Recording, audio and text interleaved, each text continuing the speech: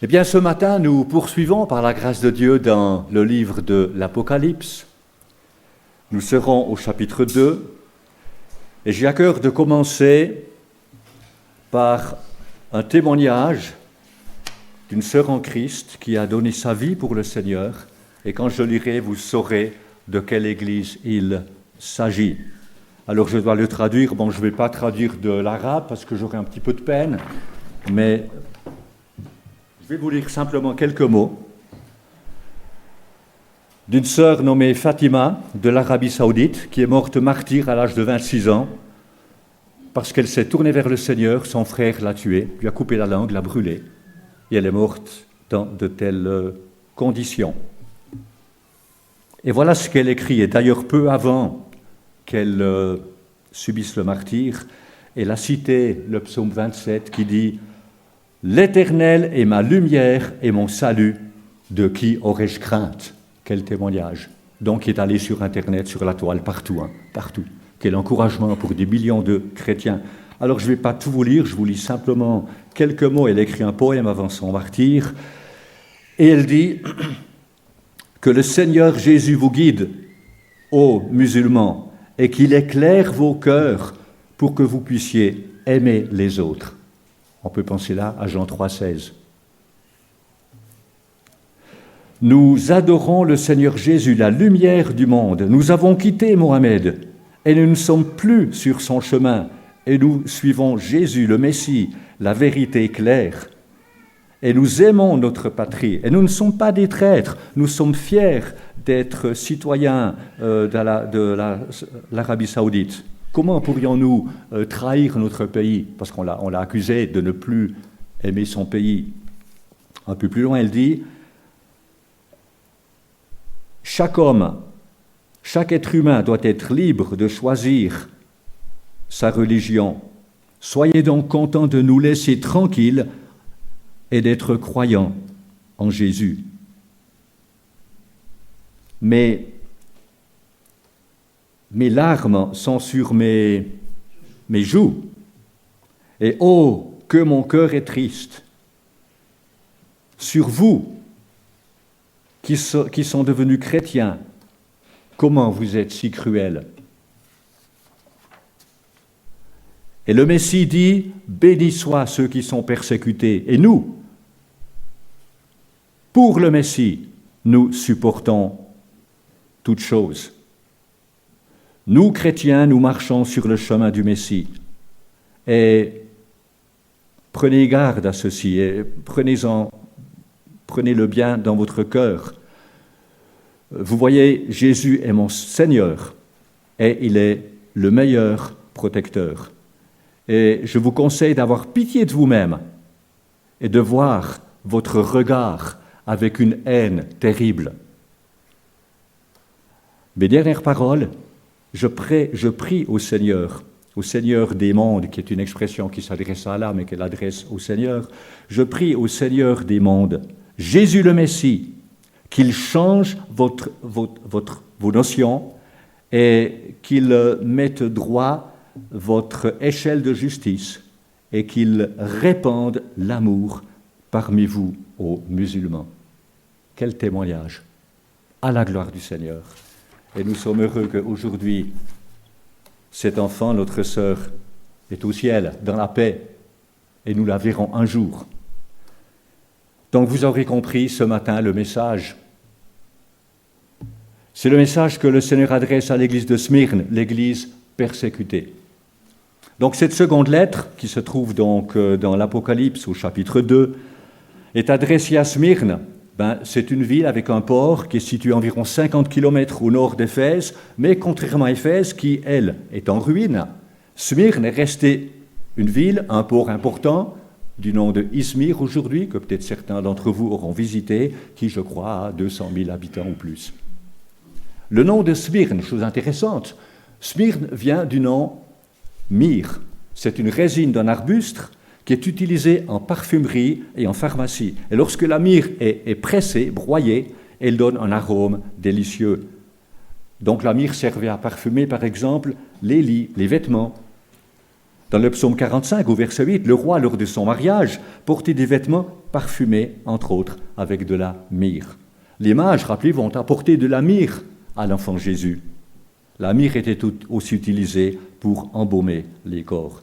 Et alors que les chrétiens à Smyrne passaient par de grandes afflictions, leur témoignage était comme cette myrrhe, un parfum doux et délicieux pour le Seigneur. Telle devrait être notre vie. Comme pour toutes les églises, le premier point, c'est la description du Seigneur. Toujours le Seigneur se décrit en rapport avec l'Église. Et nous lisons, en fait c'est la plus courte des lettres, puisqu'elle n'a que 4 versets. Eh bien, nous lisons le verset 8. Je lis dans la version second 21.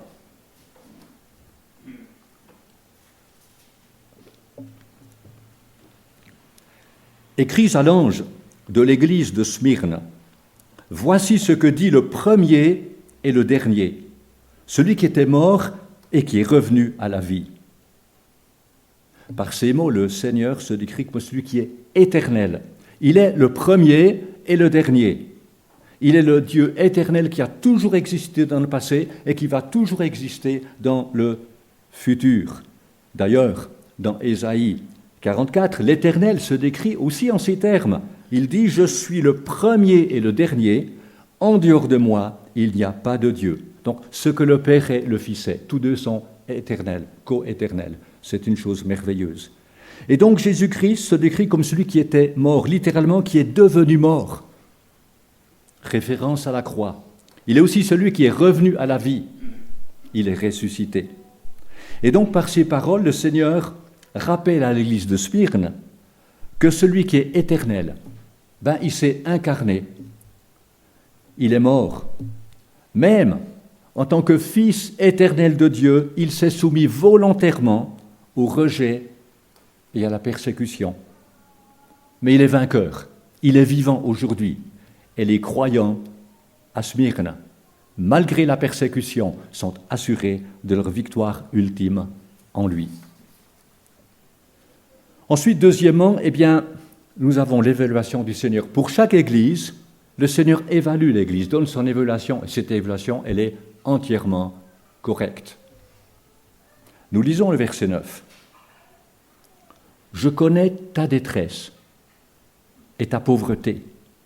Et pourtant tu es riche, ainsi que les calomnies de ceux qui se disent juifs et qui ne le sont pas, mais qui sont une synagogue de Satan. » Est-ce que vous avez remarqué quelque chose? Le Seigneur ne fait aucun reproche à cette Église. Qui ferait beau, chers amis, quand nous serons devant le Seigneur lors du tribunal de Christ, le Seigneur aussi n'ait aucun reproche. Mais qu'il puisse nous dire, c'est bon, bien, bon et fidèle serviteur, tu étais fidèle à un peu de choses, entre dans la joie de ton maître. C'est maintenant que nous pouvons bien marcher pour le Seigneur, tout à son honneur et à sa gloire, et ça vaut la peine. Donc, dans son évaluation, Jésus mentionne 3 choses. Attention, le terme « tes œuvres » que certains ont rajouté n'y appartient pas du tout. Je connais ta détresse. Quel réconfort de savoir que le Seigneur connaît toutes les souffrances de ses disciples. Je connais. Et ce matin, le Seigneur connaît votre situation, ce que vous vivez. Et il y a des choses qui ne sont pas faciles. On peut être dans un pays calme et paisible. On peut avoir des souffrances, des afflictions, des épreuves, des tentations. La vie n'est pas facile. Eh bien, le Seigneur connaît. Il sait ce que tu vis. Il veut t'aider. Il veut te conduire. Si seulement on est prêt à l'écouter et à le suivre, comme Fatima, quels que soient les résultats. Je pense à John Bunyan, le nom vous dit quelque chose. Un livre extraordinaire que chacun devrait avoir dans sa bibliothèque. Il est tout simplement sublime, ce livre. Le voyage du pèlerin. Lui aussi, il a été persécuté. Il a passé plus de 12 ans en prison. Il a souvent risqué sa vie. Plusieurs fois, ses possessions lui ont été enlevées. Mais quand il prêchait, plus de 3000 personnes, ou jusqu'à 3000 personnes venaient l'écouter. Ça vaut la peine. Ça vaut la peine. L'essentiel, ce n'est pas une vie facile, mais une vie utile. Prions pour une vie utile. Utile au Seigneur. Alors, historiquement, cette église de Smyrne représente l'église post-apostolique. La première Éphèse, c'était l'église du temps apostolique, qui avait perdu son premier amour après quelques décennies déjà. Tandis qu'ici, c'est l'église post-apostolique de la fin du 1er siècle jusqu'à Constantin au début du 4e siècle.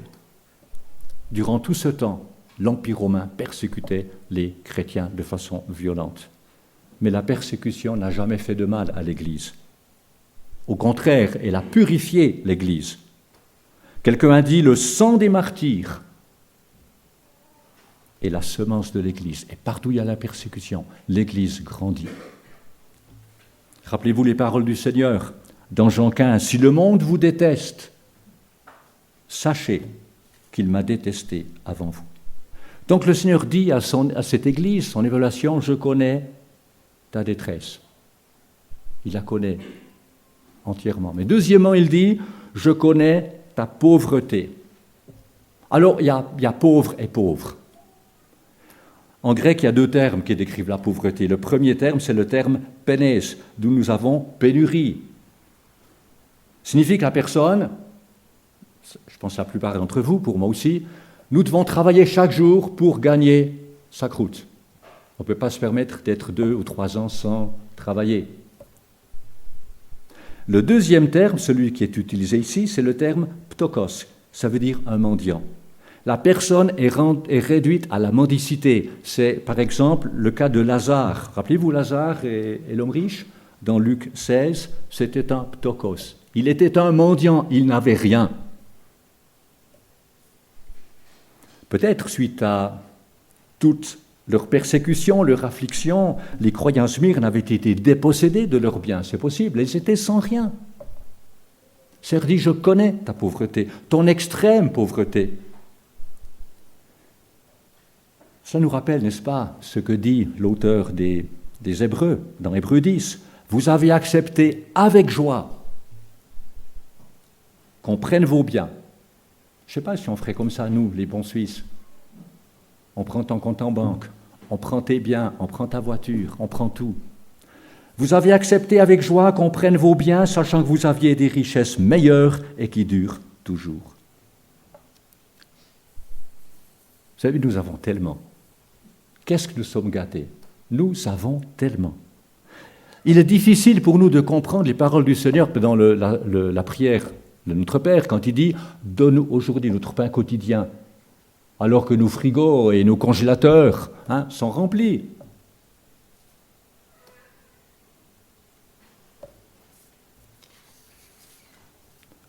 Mais puisque nous connaissons les vraies valeurs, que faisons-nous des biens terrestres que Dieu nous a confiés? Et tout se joue là. Je crois que si nous, en Suisse, on a une sécurité, un bien-être, c'est pas un malheur, c'est une bénédiction, c'est une grâce. Eh bien, servons-nous-en pour le Seigneur et pour son œuvre. Que le Seigneur nous fasse la grâce d'être riches pour lui et pour son œuvre, pendant que nous en avons le besoin. La vie passe vite. Ne disons pas, un jour je vais donner au Seigneur, un jour je vais faire ceci et ça.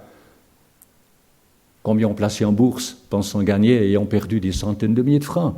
S'ils avaient placé l'argent qu'ils avaient pour le Seigneur, c'est autant de gagner.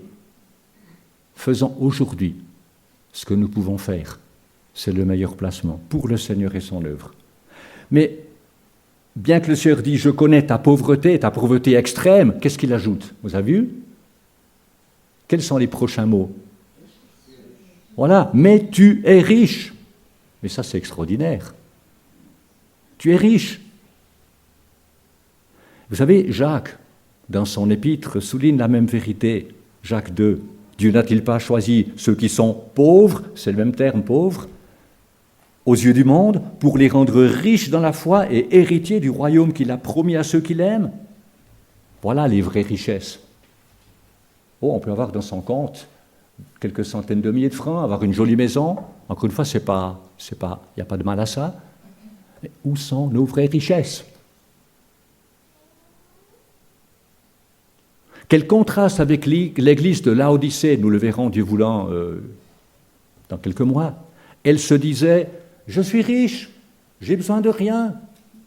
Seigneur dit, mais tu ne sais pas que tu es pauvre. Et il emploie le même mot ptokos, c'est-à-dire, tu es aussi pauvre qu'un mendiant. T'as rien, t'es nu, tu es aveugle, t'as même pas le salut. Le Seigneur est à l'extérieur, t'es même pas sauvé. Et pourtant le Seigneur, c'est Jean 3,16, il frappe à la porte. Au lieu d'apporter un jugement à cet égard, il dit, voilà, je frappe à la porte. Et si quelqu'un en m'envoie ouvre la porte, j'entrerai chez lui, et puis cette personne sera sauvée. Sommes-nous riches aux yeux de Dieu? Telle est la question ce matin. Seigneur, est-ce que je suis riche pour toi? Tout se joue là, et un jour on verra que seul ce qui a été fait pour le Seigneur va rester, tout le reste va s'en aller. Jésus mentionne, vous avez eu un troisième élément dans son évaluation, je connais les calomnies de ceux qui se disent juifs et ne le sont pas, mais qui sont une synagogue de Satan. Donc, leurs afflictions ne venaient pas seulement des païens, de l'Empire romain, mais des juifs hostiles. C'était comme du temps de Paul. Ces juifs avaient rejeté l'Évangile et ils étaient les ennemis des chrétiens. En fait, ces juifs formaient une synagogue de Satan. Une synagogue, c'est quoi? C'est un rassemblement de personnes. Une église, c'est différent. C'est un peuple appelé hors du monde pour appartenir au Seigneur et le servir. Mais vous savez, il en a toujours été ainsi au niveau de l'Église. Ses plus ardents opposants ont avant tout été les gens religieux. Mais nous arrivons troisièmement à l'exhortation du Seigneur. Quelle belle exhortation, et nous lisons ensemble le verset 10. Ne redoute pas ce que tu vas souffrir. Voici le diable va jeter quelques-uns d'entre vous en prison afin que vous soyez mis à l'épreuve et vous aurez 10 jours de détresse. Sois fidèle jusqu'à la mort et je te donnerai la couronne de vie. Face aux afflictions, c'est peut-être pas ce qu'on voudrait entendre. Combien de fois nous devons, en tant que pasteur ou ancien prudent, quand on fait de la relation d'aide, quelqu'un passe par l'épreuve, qu'il est facile de dire « Ah, tu sais, on va prier, le Seigneur va intervenir, et tu verras, tes problèmes vont s'éloigner. » Que sais-tu? Tu n'en sais rien du tout. Peut-être ce sera encore plus difficile pour la personne. Gardons-nous de dire ce que le Seigneur n'a pas dit. Mais vous savez, la vie, elle est complexe, mais en fait, il n'y a qu'une chose qui compte. C'est la volonté souveraine de Dieu. Car la volonté de Dieu souveraine est toujours le meilleur. On peut sans crainte s'abandonner dans ses bras. C'est toujours le meilleur. Toujours. Et on peut, comme Jésus à Gethsémani, prier, « Seigneur, pas ma volonté, mais que ta volonté soit faite. » Donc gardons-nous de demander à Dieu quoi que ce soit qui ne soit pas en accord avec sa volonté. Lui, c'est mieux. Et si on veut sa propre volonté, on joue perdant sur toute la ligne. On manque la bénédiction de Dieu, puis on réalise que ce qu'on a choisi, ses choix, ça n'a procuré aucun bonheur, aucune joie. Donc ce que le Seigneur promet aux fidèles à Smyrne, c'est quoi? C'est davantage d'affliction, davantage de souffrance. Le diable allait jeter quelques-uns en prison afin qu'ils soient tentés. Attention, Satan il tente. Dans quel but? De les faire tomber, qu'ils renoncent à Christ. Et ils auraient 10 jours de détresse. Donc le diable allait tout faire pour éteindre le témoignage de Jésus-Christ à Smyrne. L'ennemi œuvre au travers de personnes, tout comme Dieu agit au travers de personnes. On l'a vu donc dans le témoignage qui se passe là en Afrique, en Côte d'Ivoire. Dieu agit au travers de personnes, mais l'ennemi aussi. Et nous devons vraiment, vraiment veiller. Parce que Satan nous tente, et son seul et unique but, c'est de nous faire tomber, que nous nous éloignions du Seigneur, et que le témoignage de l'Église soit ruiné. Dieu permet l'épreuve. Il permet les afflictions, mais son but est complètement différent. Il nous met à l'épreuve avant tout pour glorifier son nom. Il nous met à l'épreuve pour affermir notre foi. Sans épreuve, nous ne grandissons pas. Aussi pour peut-être mieux nous connaître nous-mêmes. Parce que quand on passe par l'épreuve, on réalise « Oh là là, là je suis faible. Moi qui me croyais si fort, je ne suis pas loin de tomber. Et cela nous aide à grandir, à ne plus compter, à moins compter sur nous et à plus compter sur le Seigneur. Donc, c'est un effet sanctificateur. Et c'est aussi avant tout pour que l'Église rende un témoignage clair et percutant dans la société. Donc l'épreuve, c'est une bonne chose. On comprend Jacques qui dit, face aux épreuves, considérez toute joie face aux épreuves, toute joie, une immense joie. Parce que le Seigneur va faire de belles choses dans ta vie au travers des épreuves. On peut penser à cette Fatima qui est venue auprès du Seigneur, elle avait plus ou moins 26 ans. Combien de cœurs ont été touchés par son témoignage en Arabie Saoudite? Et puisqu'on parle d'Arabie Saoudite, eh bien dans la péninsule arabique, il y a de plus en plus de chrétiens. Et la situation a été évoquée à haut niveau. Le constat a été fait, il y a de plus en plus d'églises en Arabie Saoudite. Qu'est-ce qu'on doit faire? Et la réponse d'un haut placé, une personne très influente, a répondu de façon claire et nette, il faut les enlever.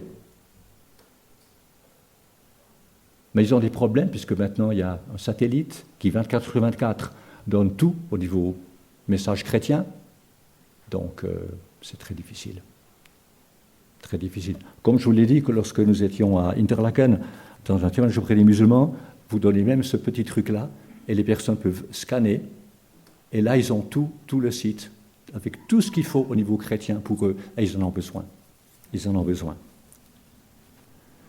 Donc, les chrétiens ne sont pas à l'abri. Le diable fera tout pour que les chrétiens tombent et s'éloignent du Seigneur. Eh bien, chers amis, que notre vie n'offre aucune porte, aucune fenêtre, aucune lucarne par laquelle l'ennemi pourrait s'introduire. C'est tellement vite fait. Une rancune, ça peut arriver à tout le monde. Une jalousie, un non-pardon, un désir illégitime. Ah, je sais que c'est mal, mais tu sais, ça m'attire tellement. Une conduite qui n'est pas selon Dieu, quantité de choses. Et il suffit qu'on accepte ces choses-là, qu'on vit dans ces choses-là. C'est une lucarne. Et que fait l'ennemi? Il va entrer. C'est une petite porte que j'ouvre à l'ennemi. L'ennemi va tout de suite entrer. Il prend possession de cet endroit-là. Très dangereux. Donc toujours confesser, toujours pardonner, quel que soit le mal qu'on nous a fait. Toujours. Inconditionnellement, comme le Seigneur l'a montré.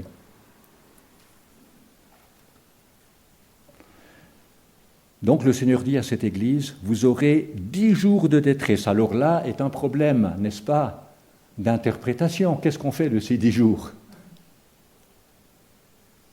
Bien sûr, ceux qui disent, de toute façon, l'Apocalypse, c'est plein de symboles, vont dire, ben, c'est pas un problème. C'est un certain temps. Mais je pense qu'on doit être plus prudent. Si vous lisez attentivement l'Apocalypse, vous verrez que dans la grande majorité des cas, 9 fois sur 10, les chiffres, on ne peut que les prendre de façon telle qu'ils sont. Pensez à 1260 jours, 42 mois, 144 000 témoins juifs, 12 000 de chaque tribu qui un jour seront témoins sur cette terre, sur tous les continents. Extraordinaire. Alors que faire de ces 10 jours? Eh bien, certains considèrent ces 10 jours comme représentant symboliquement toutes les persécutions de l'Église durant tout le temps de l'Église. D'autres pensent qu'il s'agit de 10 persécutions spécifiques sous les empereurs romains. Certains ont cité 10 empereurs romains où il y a eu des persécutions. Que faire? Probablement, et je dis probablement, l'expression 10 jours indique une période limitée dans le temps. Les Écritures emploient à plusieurs reprises cette expression 10 jours pour indiquer une période courte. Donc là, on est, disons, dans un terrain biblique. On ne dit pas ce mot, c'est symbolique. 2 exemples. Genèse 24, verset 55. Vous vous rappelez, lorsque Abraham a envoyé son serviteur pour dire, voilà, tu iras chez la famille de mon épouse, et là tu prendras pour Isaac une épouse, etc. Et le serviteur est allé. Eh bien, avant que Rebecca ne quitte sa famille pour aller auprès d'Isaac, son futur mari qu'il n'avait jamais vu, son frère et sa mère ont demandé au serviteur d'Abraham qu'elle reste encore 10 jours au moins.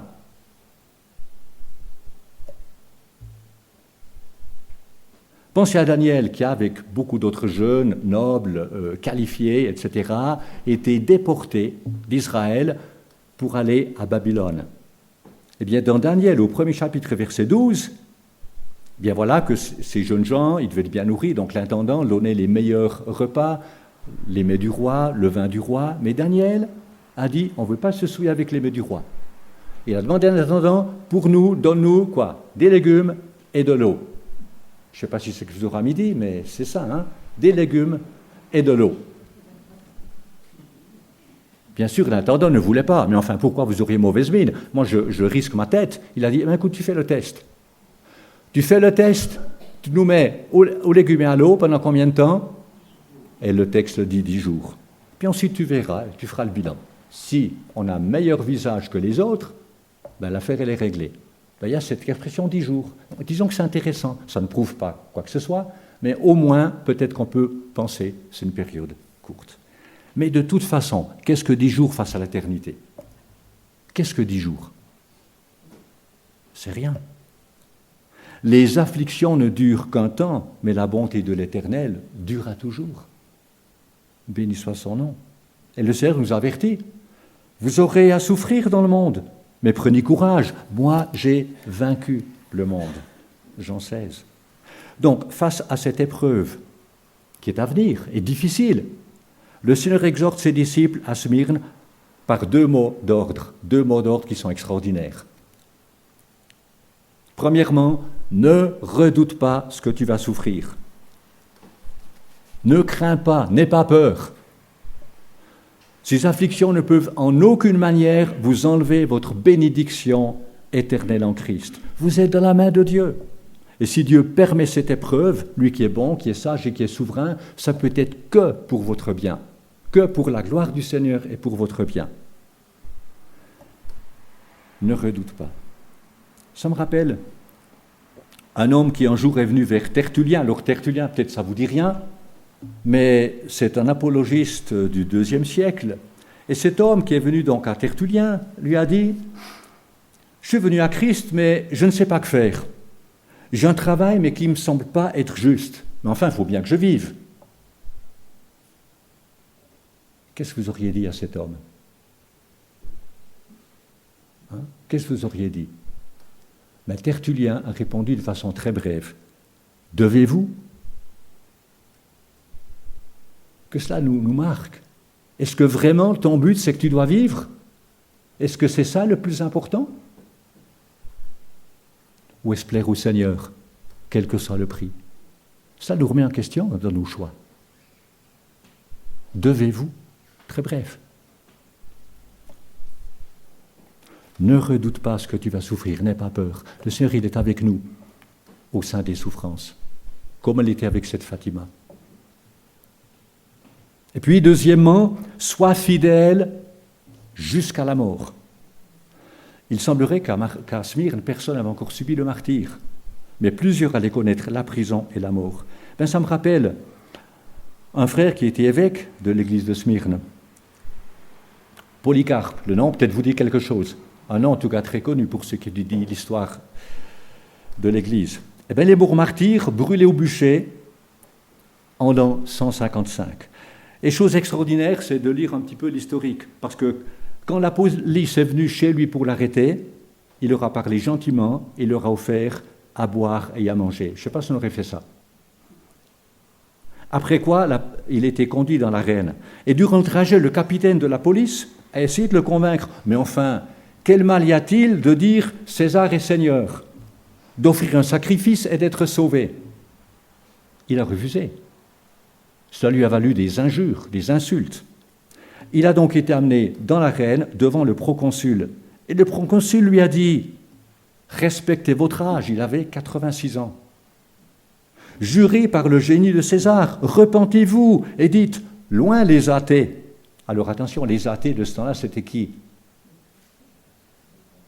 C'était ceux qui étaient sans les dieux, tous les dieux romains, qui n'acceptaient pas les divinités romaines, donc les chrétiens, qui n'acceptaient qu'un Dieu, le seul Dieu.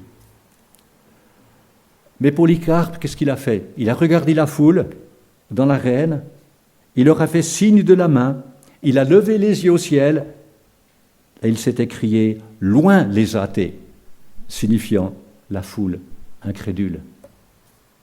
Le proconsul l'a pressé « Prêtez serment et je vous laisse aller, injuriez Christ ». Et Polycarpe a répondu ces paroles mémorables « Pendant 86 ans, j'ai servi le Seigneur et il ne m'a fait aucun mal. Comment pourrais-je blasphémer mon roi et mon sauveur ?» Extraordinaire. Et il a subi le martyre. Vous savez, face aux diverses afflictions auxquelles nous pouvons être confrontés, que ce soit le martyre ou pas, on a tous des souffrances, on a tous des combats au niveau de la foi. Ne doutez jamais de la bonté de Dieu. En temps de crise, n'agissons pas comme la femme de Job. Tu te rappelles? Quand Job était dans une souffrance énorme, sa femme lui dit « Mais enfin, tu restes dans ton intégrité, mais maudit Dieu et meurs !» Soyons plutôt comme Job, qui a dit « Même s'il me tuait, je continuerai à espérer en lui. » Ce qui compte, ce n'est pas de vivre, c'est d'être dans la volonté du Seigneur. Ce qui compte, ce n'est pas de bien vivre, c'est que notre vie soit utile. Le reste n'a que peu d'importance. Vous savez, puisqu'on parle d'affliction, dans la vie, il y a toutes sortes, on le sait, toutes sortes d'afflictions. Il faut pas être en Arabie Saoudite en tant que chrétien pour souffrir. Ici aussi, on a notre lot de souffrances. Tout différent, c'est vrai, mais on a aussi des souffrances. Et dans la vie, il y a toutes sortes de difficultés. Combien de couples chrétiens connaissent des difficultés énormes? C'est une lutte. C'est une lutte. Ou alors avec les enfants.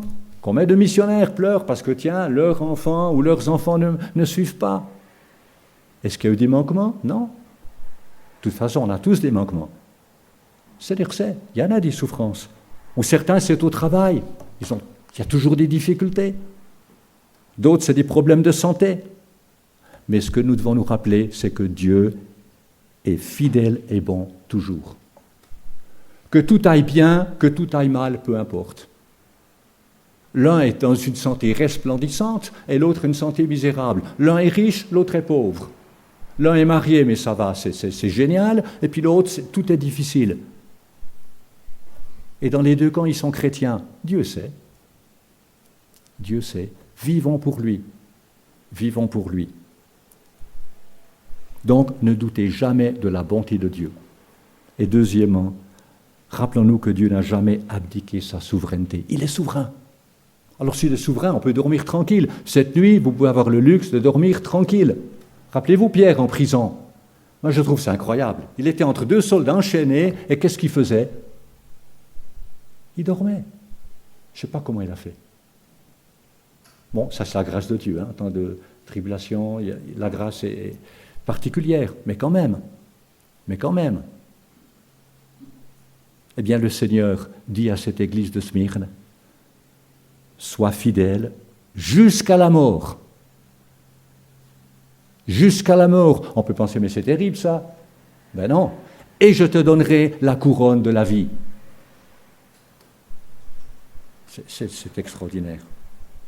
Face à la mort, le Seigneur promet la couronne de vie.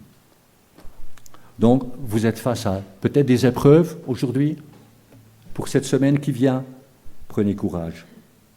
Jacques souligne la même vérité dans son épître, Jacques 1,12. Heureux l'homme qui tient bon face à la tentation, car après avoir fait ses preuves, il recevra la couronne de la vie que le Seigneur a promise à ceux qui l'aiment.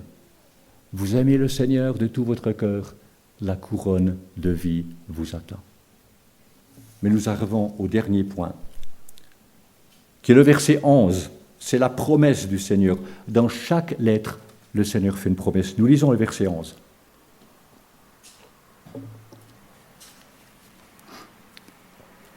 Que celui qui a des oreilles écoute ce que l'Esprit dit aux églises. Le vainqueur n'aura pas à souffrir de la seconde mort. Le vainqueur n'aura pas à souffrir de la seconde mort. Qui sont les vainqueurs? Comme nous l'avons vu pour l'église d'Éphèse, tous les croyants. Ce n'est pas une classe sélecte, un petit groupe. Ah, vous êtes les super chrétiens. Non, il n'y a pas de super chrétiens. tous les croyants, grâce à notre union à Jésus-Christ, nous sommes plus que vainqueurs. Lisez Romains 8. Nous sommes plus que vainqueurs. Et cela reste vrai, même si au niveau personnel, nous ne nous approprions pas cette victoire dans notre vie quotidienne. Comme les chrétiens ne s'approprient pas cette victoire, ben ils sont quand même plus que vainqueurs. Parce qu'un jour, ils seront devant le trône, ils auront la vie éternelle. Souvent, nous, on fait des distinctions tellement. Et on n'aide pas les chrétiens à grandir, parce qu'on les critique, plutôt que de les aimer, comme le Seigneur le fait. Jésus a affirmé, rappelez-vous, Jean 5, 24, « En vérité, je vous le dis, celui qui écoute ma parole et qui croit à celui qui m'a sauvé, qui m'a envoyé, a la vie éternelle. » Possession présente. Il ne vient pas en jugement, mais il est passé de la mort à la vie. La seconde mort, c'est la séparation éternelle d'avec Dieu. La seconde mort, qui est en relation avec le jugement dernier, on le lit dans l'Apocalypse 20, la dernière partie, ce n'est pas le sort d'une personne en Christ. Pas du tout. Parce que toute personne en Christ est assurée des bénédictions éternelles auprès du Seigneur. L'étang de feu, qui est la seconde mort, est pour le diable et ses anges. Dieu n'a jamais préparé l'étang de feu pour l'homme. Comme le dit l'apôtre Pierre dans sa seconde épître, le Seigneur fait preuve de patience envers nous, voulant qu'aucun ne périsse, mais que tous parviennent à la repentance. Vous savez, quel appel à dire à ceux qui nous entourent, Dieu vous aime. Le Seigneur a payé pour vous, il a tout payé, il a tout fait. Il n'y a qu'une chose à venir, c'est entrer, c'est venir à lui. Qu'on puisse être ses témoins cet été-là, je vois, il y a des DVD. Si vous allez à Montreux, vous promenez, vous voyez des familles saoudiennes, en quantité, vous leur offrez. L'homme offre à l'homme, la femme offre à la femme. Pas besoin de dire grand-chose. Des fois, on dit, mais attention, il y aura les arguments. Oui, vous croyez en 3 dieux, et puis, etc. La Bible est corrompue. Pas besoin d'entrer dans ces arguments. Dieu vous aime. Lisez ça. Ça vaut la peine. Ça vaut la peine. C'est vraiment important. Mais il est temps de conclure. Nous ne voulons pas oublier cette lettre. De prime abord, on dit, ça c'est les persécutés, c'est pas nous. Non, on ne veut pas oublier cette lettre.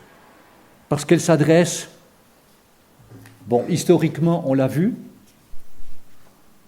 à l'Église de la fin du 1er siècle jusqu'au 4e siècle, lorsque l'empereur Constantin se serait converti au christianisme, en 312, et alors le christianisme est devenu une religion d'État. Donc maintenant, les chrétiens n'étaient plus persécutés. Par contre, maintenant, on arrivera à de grands problèmes, c'est-à-dire le compromis. Et ça, c'est pire.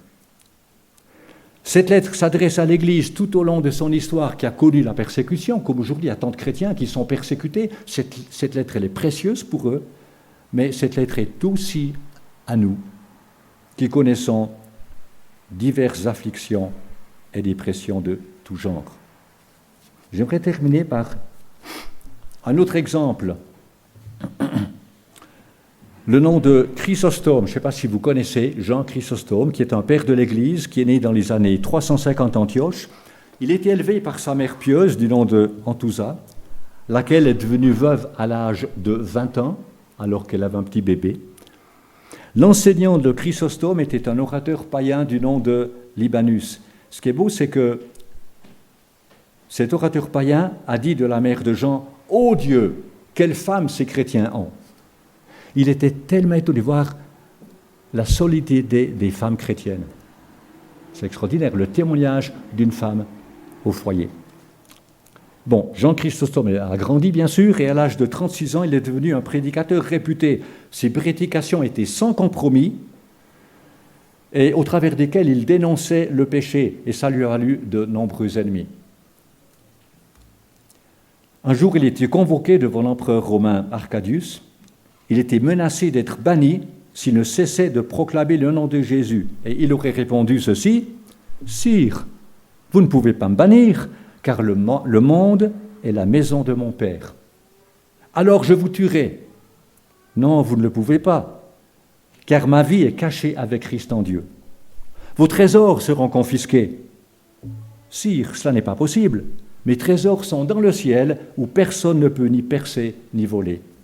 Mais je vous chasserai loin des hommes, et vous n'aurez plus d'amis. Vous ne pouvez pas non plus faire cela, car j'ai un ami au ciel qui a dit « Je ne te délaisserai pas, et je ne t'abandonnerai pas ». C'est un témoignage pour nous. Quoi qu'il advienne, avec le Seigneur, tout va bien. Si tu as le Seigneur, tout va bien. Ne te plains pas.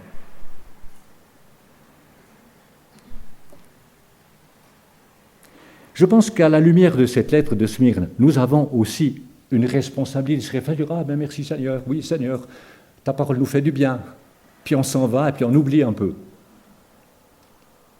J'aimerais qu'on prenne à cœur ces paroles de l'apôtre Paul.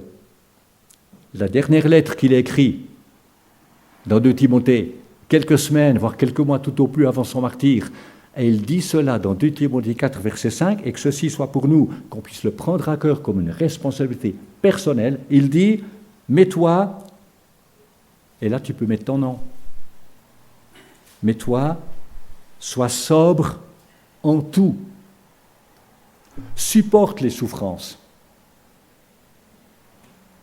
accomplis la tâche d'un évangéliste, et pas évangéliste, mais tu as un devoir de rendre témoignage au Seigneur, même si tu n'as pas le don d'évangéliste. Et puis, remplis bien ton ministère. Ce que le Seigneur t'a confié, remplis-le bien. Chers amis, que le Seigneur nous aide à mettre en pratique la parole du Seigneur, à la vivre et par là être des lumières. Merci.